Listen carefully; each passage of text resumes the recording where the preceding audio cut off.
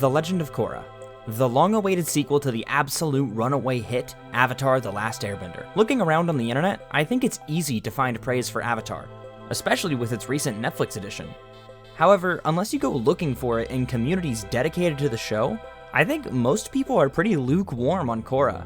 And I can understand that. Korra was a massive shift in tone, setting, world building, and just about everything else from the original show. They are two very distinct pieces of media, and I don't think that they have all that much in common, at least story structure-wise. But I don't think that that difference equals worse, though. From the start, The Legend of Korra basically yells at its audience that this is not your dad's Avatar. In the first episode, we see a very young Avatar Korra bending water, earth, and fire all at once, with a notable exclusion of air, but she gets to that. This instantly contrasts to the previous show. At the beginning of Avatar: The Last Airbender, Aang is a talented airbender to be sure, but he boasts no level of mastery over any of the other elements. So right away, the viewer knows that this show is going to follow a path different than the previous incarnation. There's only one element to master after all, and it's the title of the first book, so it's reasonable to assume that it'll be completed within the first 12 episodes. But I believe Book 1 is meant to accomplish more than just teaching Korra to airbend. I think Book 1 was the creator's way of introducing old fans back into the new world of Avatar. See, the writers knew that Avatar was a beloved show that is near and dear to the hearts of many, so they couldn't just throw old fans into a wildly evolved world that had little resemblance to the four nations we knew from the previous show. In order to combat this culture shock, they made the decision to structure the first book somewhat like a standard Avatar arc. The story follows a very similar structure to what Avatar fans are used to, with the Avatar struggling to learn a new element, a rising conflict from an opposing faction, and then a culmination of both arcs where push comes to shove and the Avatar manages to master their new skill and use it to successfully push back the opposing force. While the world building, feel, and tone of the show may be different, I believe that if you break it down to its most basic moving parts, it has the same skeleton as an Avatar: The Last Airbender book. After Book 1 is where Korra starts to cut out its own path and become a bit more of its own show. From there, the show goes into Book 2, which is less than good. Look, Book 2 has some really cool moments in it, and some of the animation is extremely captivating and well done. However, the story here stumbles a bit, and that put a lot of people off the series entirely, which is unfortunate, because Korra has so much great stuff in the later seasons that would-be fans never got to see. In Books 3 and 4, Korra leans hard into more mature themes and crafts a more complex and interesting story. Hell, in Book 4, the viewer sees Korra go through a harrowing battle with severe PTSD, and it is genuinely refreshing to see a show where the characters are different by the end of it. Korra is not the same girl from Season 1 when you get to Season 4. She has grown. A lot.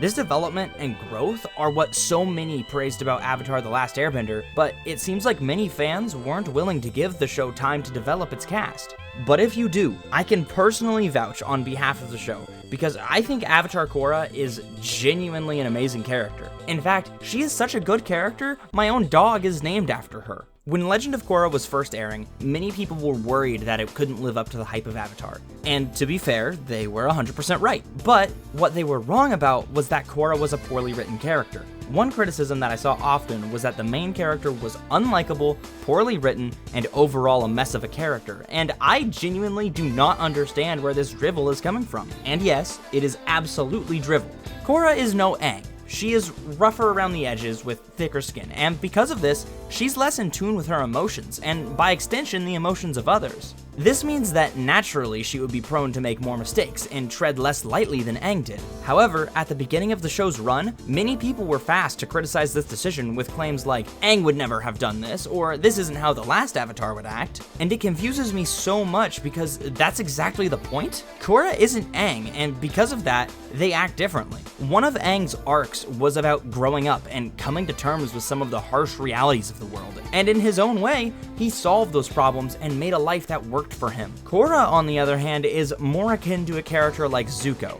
She has to make mistake after mistake over and over to learn and grow into a well-rounded and complete person. And let me just bring this up now because I know someone will take issue with that comparison.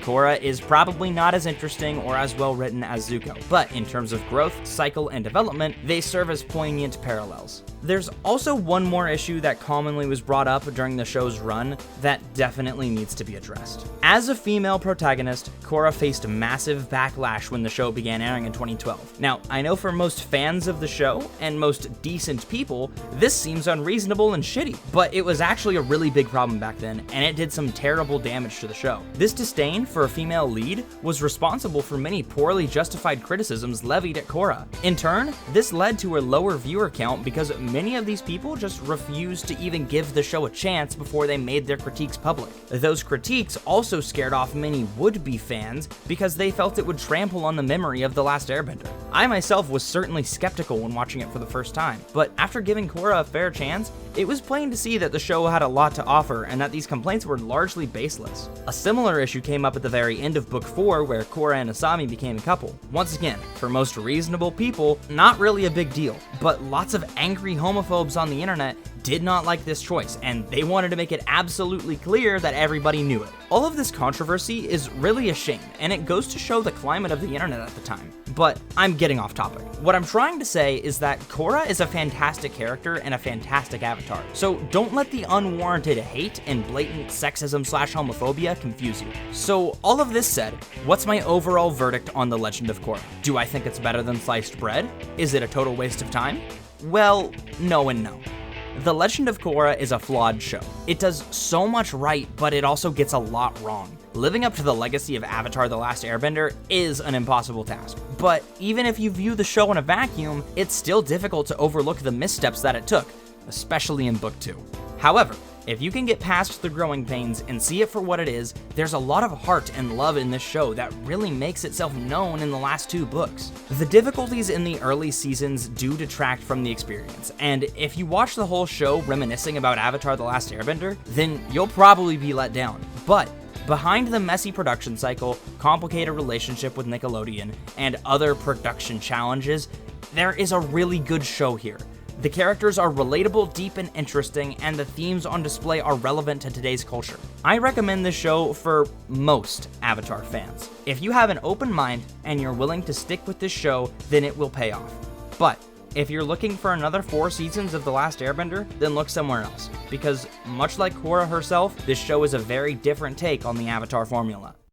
Hey, thanks for watching my video. If you made it this far, then you're great for doing that, first of all, but it also means you probably liked what I had to say. So if you think I did a good job, or I just made an entertaining video, let me know by hitting that like button. It really helps me out a lot more than you probably know. And if you want to catch more of my videos, make sure to subscribe, because it's literally free. If you're new, make sure to check out last week's video on Avatar: The Last Airbender, and with all that YouTube nonsense out of the way, I just want to say, thanks for watching, and I hope to see you next time.